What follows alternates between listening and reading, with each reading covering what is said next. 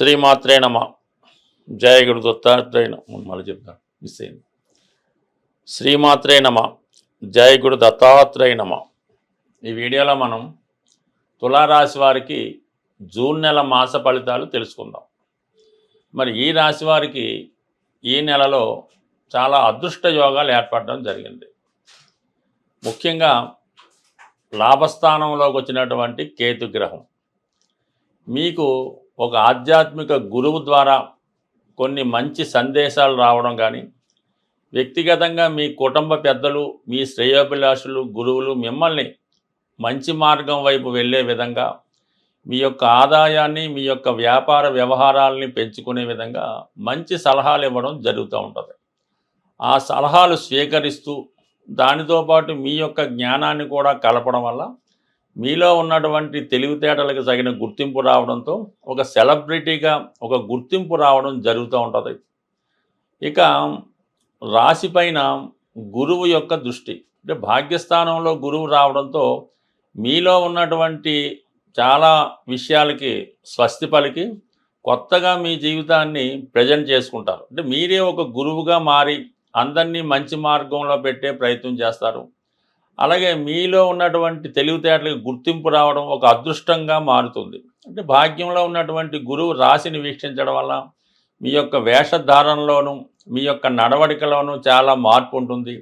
అలాగే చాలా క్రమశిక్షణతో ఆధ్యాత్మికంగా రావడం జరుగుతూ ఉంటుంది. దీనివల్ల ఏంటంటే మీకు మంచి విషయాలు ఆకర్షణ చెందడం వల్ల మీలో ధనాకర్షణ పెరుగుతూ ఉంటుంది. అలాగే దానివల్ల ఏంటంటే ఎక్కడికి వెళ్ళినా మీ ప్రయత్నాలు ఫలిస్తూ ఉంటాయి. అటు మీరు ఏ రంగంలో ఉన్నా, అటు రాజకీయ రంగంలో ఉన్నా, సినిమా రంగంలో ఉన్నా, సాఫ్ట్వేరు, ఆటోమొబైల్, ఫైనాన్స్ రంగాల్లో ఉన్న వాళ్ళకి ఆటోమేటిక్గా గురువు ప్రభావం ఎక్కువగా ఉంటుంది. అంటే గురువు ఆకర్షణ శక్తి పెంచడం వల్ల మీ యొక్క అవకాశాలు ఎక్కువగా రావడం జరుగుతూ ఉంటుంది. అంటే వారి యొక్క అవకాశాలను మీరు ఉపయోగించుకోవడం వల్ల దాన్ని అదృష్టంగానో ధనంగానో మార్చుకోవచ్చు. అలాగే శుక్రుడు, మీ రాశ్యాధిపతి శుక్రుడు సప్తమ స్థానంలో ఉండడం వల్ల అంటే మీ యొక్క జీవిత భాగస్వామితో కానీ పార్ట్నర్స్తో కానీ ఉన్న వ్యవహారాలు చాలా వరకు సమస్యపోతాయి. కొత్త వారితో పరిచయం ఏర్పడుతూ ఉంటుంది. అంటే నూతన భాగస్వామి ఒప్పందాలు చేసుకోవచ్చు.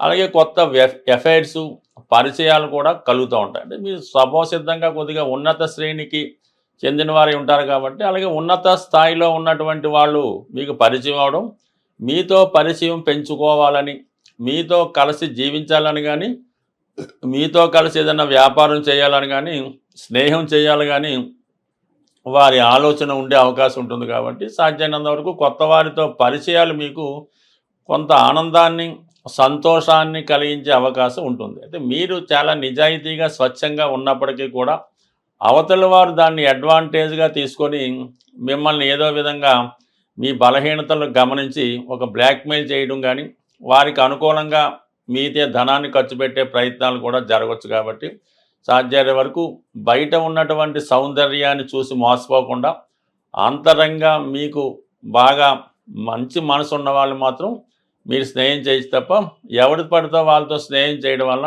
నష్టపోయే అవకాశం ఉంది. దానికి తోడు ఏంటంటే 5వ స్థానంలో ఉన్నటువంటి రాహువు చాలా వరకు మిమ్మల్ని కన్ఫ్యూజ్ చేస్తూ ఉంటుంది. ఇందులో ఎవరు మంచివారు, ఎవరు మనసులో ఏది ఉంది అన్న విషయాన్ని మీరు సరిగ్గా తెలుసుకోలేకపోవడం వల్ల ప్రతి వారిని కూడా నమ్మడం జరుగుతూ ఉంటుంది. అలాగే ఏంటంటే ఒక ఏదైనా స్పెక్యులేషను, ఈజీ మనీ, ఈ మోసం ద్వారా ధన నష్టం జరిగే సూచనలు ఉన్నాయి. కాబట్టి అలాగే ఇంకోటి ఏంటంటే ఈ సమయంలో మీకు బాగా అత్యంత ఆత్మీయులైన వారు, అది ప్రేమలో ఉన్నటువంటి వాళ్ళు అవ్వచ్చు, స్నేహంలో ఉన్న వాళ్ళు అవ్వచ్చు, సడన్గా ఈ ఎఫ్ఐఆర్కి బ్రేకప్ అవుతూ ఉంటుంది. అంటే ఎవరైతే కావలసిన వాళ్ళు దూరం అయ్యారో వారి స్థానంలో ఇంకొకరు రావాలనే ప్రయత్నంలో ఈ విధమైనటువంటి ఇబ్బందులు జరిగే అవకాశం ఉంది. కాబట్టి కొంతవరకు ఈ నిర్ణయంలో జాగ్రత్త తీసుకోండి. అలాగైతే వివాహ ప్రయత్నాలు చేస్తున్న వారు కూడా సడన్గా ఏమవుద్దంటే ఎంతకాలం ఏదో ఒక ఎఫ్ఐఆర్ నడుపుతూ వారిని వివాహం చేసుకుందాం అనుకున్నటువంటి ఆలోచన చివరి నిమిషంలో మారి కొత్త వారితో వివాహం జరగడానికి కూడా ఈ గ్రహస్థితి మీకు సహకరిస్తుంది. సో ఏది ఏమైనా అది మీ మంచికే అని అనుకోవాలి తప్ప ప్రతిదాన్ని ఎదుటివారిని నిందించి చాలా ఇబ్బంది పడటం కన్నా భగవంతుడు ఇచ్చిన దాన్ని స్వీకరిస్తే మీకు అదే సంతోషాన్ని, అదే ఆనందాన్ని కలిగే అవకాశం ఉంది.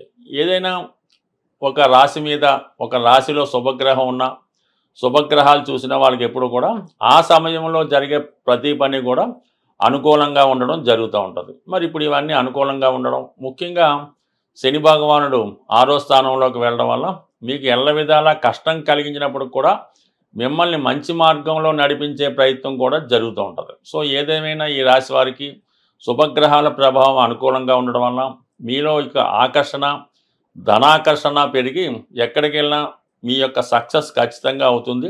అయితే కరెక్ట్ నిర్ణయం తీసుకోవడం వల్ల కరెక్ట్గా మీరు మీ యొక్క వేని నిర్ణయించుకునే అవకాశం ఉంటుంది. మీ ఆలోచనే మీ విజయానికి కారణం అవుతుంది. ఏదైనా ఈ జూన్ నెలలో ధనాన్ని అదృష్టాన్ని ప్రసాదించే గురు గ్రహం మౌఢ్యంలోకి వెళ్ళడం జరుగుతుంది. అంటే ఇంచుమించుగా మనకి జూన్ 10వ తారీఖు నుంచి జూలై 8వ తారీఖు వరకు కూడా ఈ గురు మౌఢ్యం అన్నది ఏర్పడడం జరుగుతుంది. దాని శుభకార్యాల మాట పక్కన పెట్టిన మనీ రొటేషన్ అన్నది చాలా వరకు తగ్గిపోవడం జరుగుతూ ఉంటుంది. ప్రతి ఒక్కరికి కూడా ఆర్థిక పరమైనటువంటి టైట్ ఏర్పడుతూ ఉంటుంది. అంటే సమయానికి మనకి రావాల్సింది రాకపోవడం జరుగుతూ ఉంటుంది. సో ఏదైనా ఏ గ్రహమైనా మనకి అనుకూలమైనటువంటి ఫలితం ఇవ్వాలంటే ఆ పరమేశ్వరుని యొక్క అనుగ్రహం తప్పనిసరిగా ఉండాలి. అంటే శివుడు అభిషేక ప్రియుడు అవడం వల్ల శివునికి ఈ సమయంలో మనకి ధనాన్ని ఇచ్చే కొన్ని పరిహారాలు తెలుసుకుందాం. అందులో ముఖ్యంగా శివునికి ఈ మారేడు దళములు సంపాదించి అవి నీటిలో వేసి ఆ జలంతో అభిషేకం చేయవలసి ఉంటుంది. అంటే మారేడు దళములు వేసినటువంటి వాటర్తో అభిషేకం చేయాలి. దాని తర్వాత ఏంటంటే రుద్రాక్షలు కొత్తవి తెచ్చి నీటిలో నానబెట్టి ఆ జలంతో అభిషేకం చేయడం వల్ల ఎంతటి కష్టమైనా పోతుందన్నమాట. ఆఖరికి పెద్ద క్రైమ్ అయినా పోతూ ఉంటుంది. దాని తర్వాత జనరల్గా ధనం కొరకు చెరుకు రసంతో అభిషేకం, లేదా ఆవు పెరుగుతో అభిషేకం, లేదంటే అరటిపళ్ళు గుజ్జుగా తయారు చేసి వాటి యొక్క అరటిపళ్ళు యొక్క పానకంతో అభిషేకం చేయొచ్చు.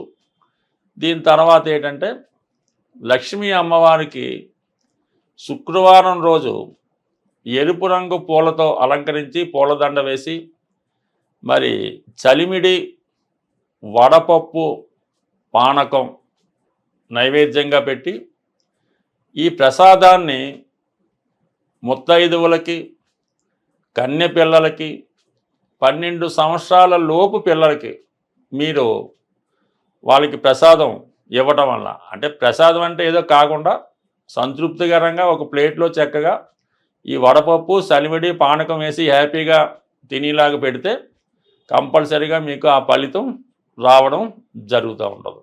అలాగే మన గృహం సో ఇంకా ఏదైనా మీ యొక్క జాతకాన్ని సంపూర్ణంగా క్షుణ్ణంగా తెలుసుకోవాలి, అలాగే మీ యొక్క జీవితాన్ని బాగుపరుచుకొని అటు మీ యొక్క సొంత గృహాన్ని అంటే నివసిస్తున్న గృహాన్ని అలాగే మీ యొక్క జాతకాన్ని ఏమైనా లోపాలు ఉంటే సరి చేసుకొని మీరు అదృష్టవంతులుగా మారాలంటే అంటే మీకు తెలుసున్నటువంటి జ్యోతిష్కులు ఎవరైనా ఉంటే వారిని సంప్రదించి వారు చెప్పింది ఫాలో అయింది, లేనప్పుడు ఇందులో ఇచ్చినటువంటి ఫోన్ నెంబర్లో మమ్మల్ని సంప్రదించడం వల్ల కూడా సాధ్యమైనంత వరకు మాకు తెలిసిన పరిజ్ఞానం ప్రకారం మిమ్మల్ని అదృష్టవంతులుగా మార్చే ప్రయత్నం కూడా చేసే ప్రయత్నం జరుగుతుంది. స్వస్తి.